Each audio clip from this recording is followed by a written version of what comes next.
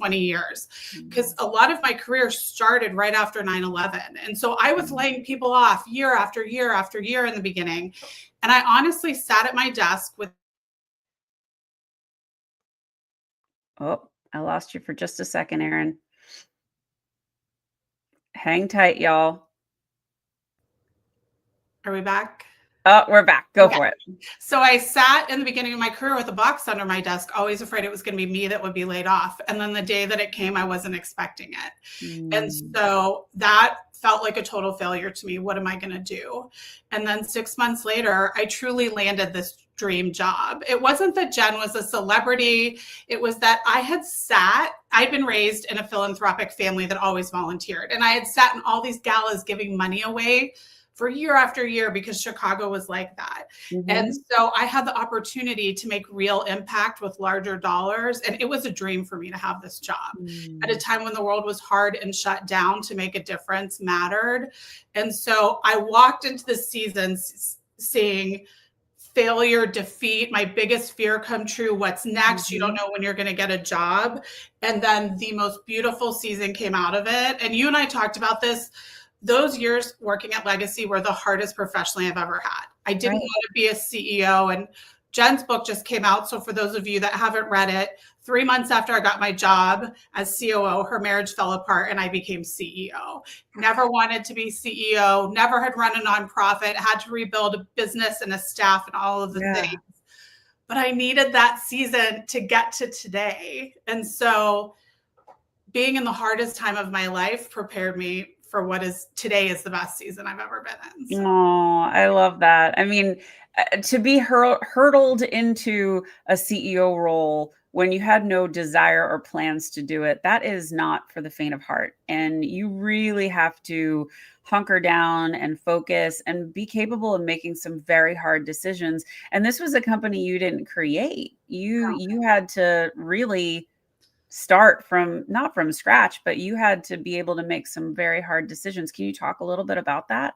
Yeah, when I joined, I joined April 1st of 2020, and July 11th, as many read in her book, was the morning she woke up to find out her marriage had ended.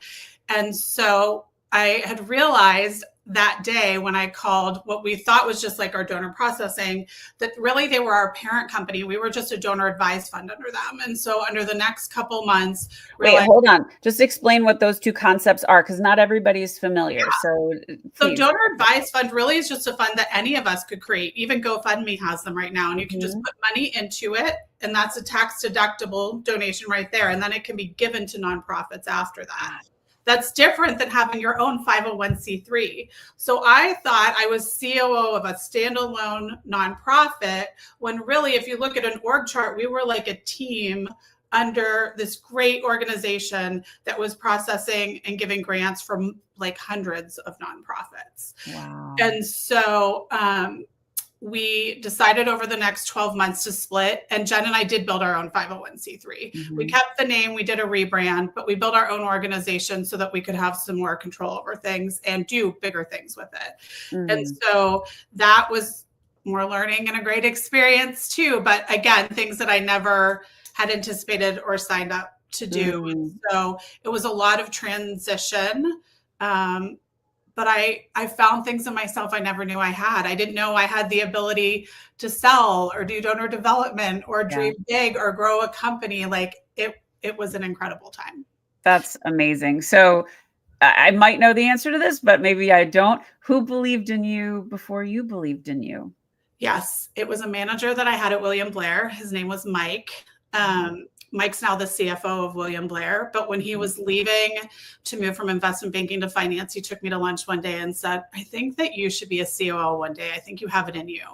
And I had never even thought, like, we had parents that owned small company. My grandparents owned a company, but I had never thought C-suite. I just loved my job. And that was never something ever on my radar. Honestly, I was in grad school to go be a high school teacher. That was my end goal. And so I read a book and I came back and I thought, this is what I want to do. Like, this is where I'm headed. And so that ultimately was the path that I took, and he was correct. But to this day, Mike is still one of my biggest supporters. Those early mentors or those leaders that leave their thumbprint on you. They mean so much. So I love those. Okay, so here's a topic that's a little tricky. And I did a post on this yesterday on LinkedIn about, when HR shows up on that call one day, and it's that call. Mm-hmm. So for all those people that are in these tough situations, when is it time to leave a company? And I'm saying this very thoughtfully, because neither of us, I think, are going to prescribe this is the handbook. But talk about just conceptually your thoughts on this one. Yeah, this is a great question, because I remember so Jen and I sunsetted Legacy in 2024. And I remember people saying, Erin, you're in the C-suite, you're never going to lose your job. And that is not true, because it has happened 3 times now. That's why I started my own company, because oftentimes people will hire like a COO or a CTO too early, right? So the C-suite is not protected. But as you and I have discussed, leaving an organization has a lot of privilege that comes with it. So, are you financially capable? I think that's the first question everyone needs to ask themselves. Also, to be so transparent to everyone watching this, I don't have a huge financial cushion. Yeah. I was laid off at the end of August, and I am on unemployment like many people are right now, trying to launch this organization. Yeah. This is my 3rd layoff. So this has like hit me hard. And so I'm taking a bet. So you really look at finances. Let's just talk about that for a second, because I think people assume, okay, you've hit the C-suite, you're rolling in it, you've totally got it. And here's the reality. Like, for me, my experience, I was in sales, I had made a lot of money, and I socked a lot of it away. So I was able to invest in myself. I was able to start my business. If you are in a role, here's my advice. I'd love to hear yours. If you are in a role and it's not great and it's not really what you want, however, you can handle it and you can withstand, collect the money, stay for as long as you can, get yourself in order, hire the coach, get your LinkedIn, dust it off and ready, and really start building your personal brand. And then you can part ways. What say you on that, Erin? Yeah, I think if you are someone that can manage it, and also keep in mind, like, are you married with small kid? Like, what are your external factors too? Try and do it on the side while you're in the middle of your current role, right? See what you can juggle at the same time. Try and do it simultaneously. I just talked to a founder of a global recruiting company last week, and he said, Erin, it took me 3 years to get mine launched. And so I had a full-time job the whole time. And now he runs a huge global recruiting firm. But, and transparently, that's what I'm trying to do. I am looking for a full-time job right now so I can do both at the same time. And so I think finances matter, time matters, and you need to plan wisely and accordingly ahead of time. But I also think mental health matters. Yes. And truly. So when I was at Legacy and I had a very low point in the end of 2023, I went to lunch with Jen and I just said, I'm like, feel like I'm hitting bottom. I don't struggle with depression. I don't struggle with loneliness. I'm not that person, but it's hard. It's hard to sit in your house by yourself, work all day. 100%.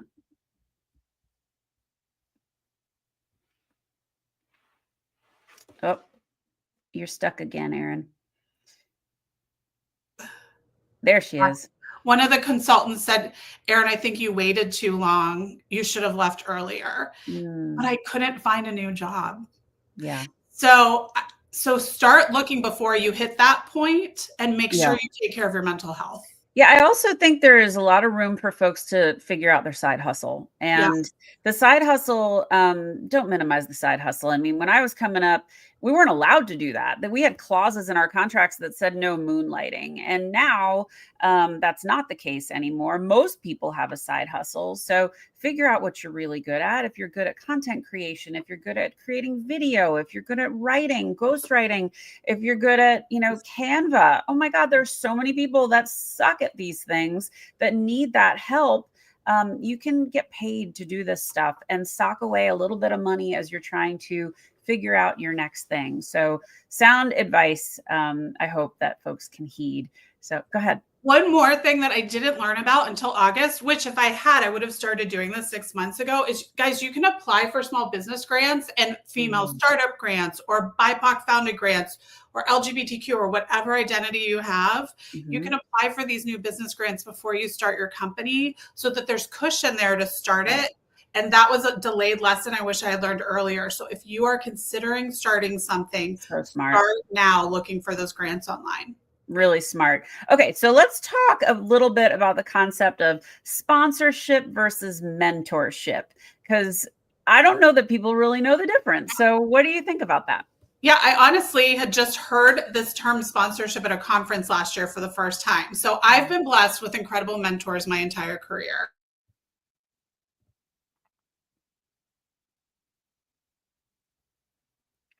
Oh, you're stuck again, Erin. Am I back? You said you've been blessed with incredible mentors your entire career. Yeah. So we had a donor event at Jen's house, our first one. And I saw that a woman by the name of Kelly Steckelberg was on the list. Well, Kelly Steckelberg was the CFO of Zoom. And Jen and I were just launching this new entity, and I needed like a CFO type mentor for some very specific things. So I walked up to Kelly, so full of nerves that I burst out in tears. And I said, could you mentor me on these 3 things? And she said, oh my gosh, sure. She gave me a hug.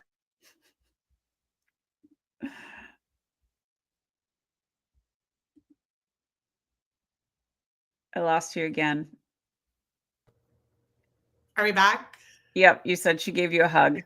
She gave me a hug, and we approached it with, we need this specific mentorship and these specific things. And she and I talk about this all the time. If you're going to have someone to mentor you, you need to be specific about that mentorship request. It should not be vague. Yes. Sponsorship is having people speak your name in rooms when you're not there.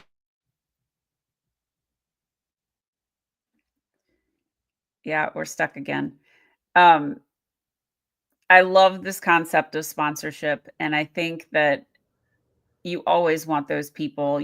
This is how you build your network. This is just the most important thing you can do in building your brand. You're back. So continue what you were saying on sponsorship. Yeah, sponsorship is when someone's in a room when you're not there and they mention you for a role, a board seat, like anything that is opening the next opportunity for you. And I think we can all be sponsors of each other. Yes. So that's not like a formal relationship. That's just using your network to amplify other people. Yeah. And guys, this is important stuff. So if you're working on something like a podcast or a book or an article or a TED Talk, or you're doing some project that's getting some visibility, those people that are going to say your name and shout you out and do the posts, like, don't minimize that. That is important stuff. And oh, by the way, here's a hot one. If you're looking for more sponsorship, here's what you can do to fix that. Go out on LinkedIn and go start writing some recommendations. Do 3 this week. I know it's Thursday, but do 3 and tell why this person did what they did or what they meant to you. Make it so beautiful that you make them cry in a good way. And those people will turn around and write you one in return, but they will also say your name in the rooms when you're not in it. And that's really, really important. Okay. All right. I always have a little something for you guys. The last few episodes, I've talked about my Cozy Earth promo. That is still going on, but I've added another one to it. So here it is for you. If you go to my deals page, there's the QR code, and I'll give you a little banner right now. Here you go. If you go to that page, there's 2 opportunities now for you to have a little fun with your shopping. One is Cozy Earth, which has been on Oprah's list 9 times, Oprah's favorite things list 9 times. And the other is Eric Javits, which is gorgeous hats. He has a squishy hat that you can fold and smash in your bag, and it keeps its shape. And then shoes and bags, beautiful, beautiful stuff. They are both there. Check it out. Happy shopping, and you're welcome. And tell your friends. Enjoy. I get a little commission too, so it's all really good. So, Erin, are you ready for the speed round? I am. This is the fun part. Okay, so if you've been watching the show, we do a speed round, and it's lead it or leave it. So we are going to jump in right now, and you're just going to answer. If you like it, you're going to say lead it. If you hate it, say leave it. And if you want to explain, you can. Okay. So first one, DEI pullback and rebrand. Leave it. We need to lead with DEI. Hell yeah. I agree. Okay. Mandatory RTO, otherwise known as return to the office. Leave it. We need to lead with you do what's best for your company and yourself. Agreed. We already talked about this one, so this is an easy one. Side hustles. Leave it. I mean, lead with it. Lead it. Yeah. Lead it. Okay, here's a new one. And this is interesting because they just passed this in Massachusetts, but pay transparency. I think we need to lead with it. Massachusetts just passed a law saying you have to reveal the salaries of everyone. And so if someone asks, they have to share. And it's really great because it's going to level the playing field for a lot of people who are underpaid. So I'm really happy about it. Yes. Okay, ready? Quiet cutting, which is companies trimming staff via reorgs, not layoffs. I think it's terrible. I agree. If you're cutting staff, it needs to be a layoff because that means that you really don't need to replace them for 6 months and they need all the benefits of a layoff. Yeah. Well, yeah, I think you should get all the benefits you put in the time. Yeah. Okay. Ethical sponsorships. Would you take money from X brand if you maybe were not fully aligned with the brand? Never. Okay. And if you were fully aligned? Heck yeah, I would. Good. Okay. All right. This one's right up your alley with nonprofits. Overhead myth. Donors expecting 0% admin costs. Nope. I just made a whole post about this with Charity Water the other day. Yeah. So what are your thoughts on it? Like, I think it's not true. Like, and I hate the word overhead. I also did a whole podcast on this with someone. It's people. It's not overhead. It's human beings. Like, we need to change the terminology, the thought, all the things. Yeah. I love it. Okay. So what are you working on right now? I mean, we're starting to get the company off the ground. I believe you said you were looking for a job. So what do people need to know about you? Yeah, so I am still looking for a job. So like a COO type role, either in financial services, professional services, or nonprofit. But I am also launching this organization to help small businesses, mid-sized companies, and nonprofits with their people, processes, and technologies. You can find me at lenseadvisory.com or on Instagram or on LinkedIn. And I'm so excited to share. I can't say what company it is, but signing my first SOW today with a nonprofit charter school here in Chicago. That is just something I'm very passionate about and their mission. So, and she told me in the green room whose school it was. This is so good. It's so cool. I'm so proud of you. Yeah. I'm so proud of you. Thanks. Okay, so for the Lense Advisory, who are your ideal clients? Sure. So I really love helping nonprofits, and they do get a 20% discount with me because I'm so passionate about making sure they get the resources they need to go well.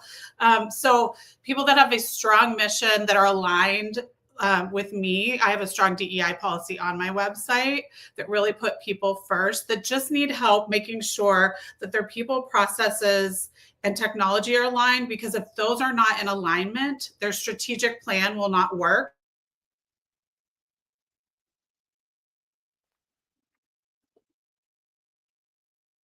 We're stuck again, Erin. Am I back?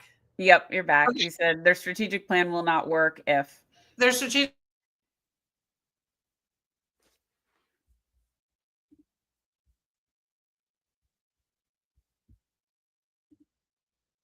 Shut up. Am I back? You're back. Go ahead. Okay. Not coming in just as a consultant, but someone that comes in to implement it. So I'm not going to tell you what to do and leave you. I'm going to build it for you and stay. Great. Yeah. So that's who your ideal clients are. I'm going to put up your contact info so everybody can find you. That's Erin's QR code. So please check her out there and connect with her on LinkedIn and Instagram. Erin, what are some of your thoughts as we're starting to close out this show? Because I want people to really get all the wisdom that you have to offer. So take the floor, please. Oh, wow. Thoughts. I think we're in a tough season right now, all of us. I mean, this tough season. This has been since 2020 tough season. But I think one of the reasons that I'm focusing on nonprofits is it gives me such joy. Yeah. And so I think the words that I love to share with everyone are, we need to find what gives us joy right now to stay sustained and be our best. And so I just want to encourage everyone, like, yes, we all are working hard and doing our thing, but we need to find the things that give us joy. And most often it's focusing on other people. So right now, what's one thing we can all do to focus on other people each day? So maybe it's dropping some food off at the local food pantry or making a small donation. Or I found this great nonprofit online that you can make lasagna for a neighbor that needs a meal. So just something small that we can do for other people right now that truly will help. Or maybe it's leaving a recommendation online on LinkedIn for someone else. So let's just do something positive each day. And I promise it's going to help our own.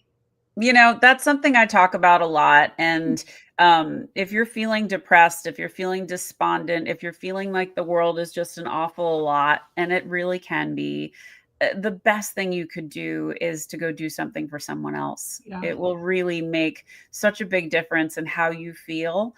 And whenever you can brighten someone's day and do something important. I mean, I know you do work with foster children and formerly incarcerated people. Like you do the work. And thank you for that. It's so important. And that's in your DNA. That's where you came from. That was part of the reason I wanted you on the show so badly. But I love that people can learn to do more of this with your help. So any other thoughts you want to leave with? Yeah, I think the biggest thing I've learned in this past season is to bet on yourself. If you can't bet on yourself, other people can't bet on you. And so just find the thing in yourself that you know to be true and take the bet, because you're not going to go wrong.